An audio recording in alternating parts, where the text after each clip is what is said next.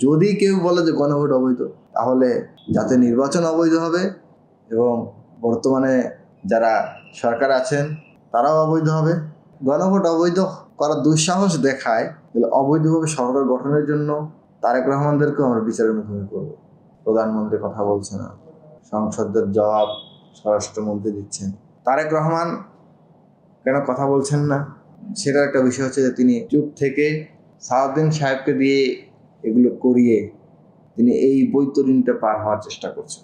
জুলাই সনদকে পাশ কাটিয়ে গণভোটের রায়কে বাতিল করে এগিয়ে যাওয়া, এবং এতে করে যদি কেউ গালিগালাজ করে, সালাউদ্দিন আহমেদকেই করে, তারেক রহমানকে না করে, এবং যদি শেষ পর্যন্ত সালাউদ্দিন আহমেদ সফল হয়ে যান এখানে, তাহলে এই সফলতা তো তারেক রহমানের হবে, তার সরকারের।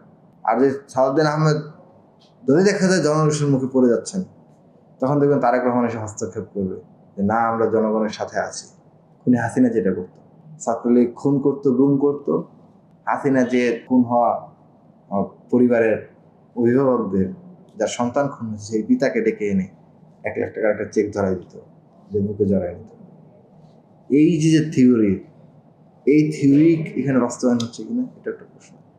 দেখুন, গণভোট এবং জাতীয় নির্বাচন একই দিনে, একই সময়ে, একই নির্বাচন কমিশনের অধীনে, একই নির্বাচনী আইনে, একই সংবিধানের উপরে, একই ব্যালটে, একই ব্যালট বক্সে অনুষ্ঠিত হয়েছে।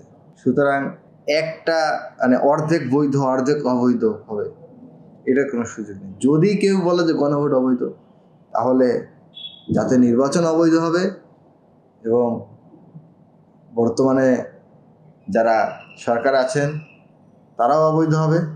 যে গণভোট অবৈধ করার দুঃসাহস দেখায়, অবৈধভাবে সরকার গঠনের জন্য তারেক রহমানদেরকেও আমরা বিচারের মুখোমুখি করবো।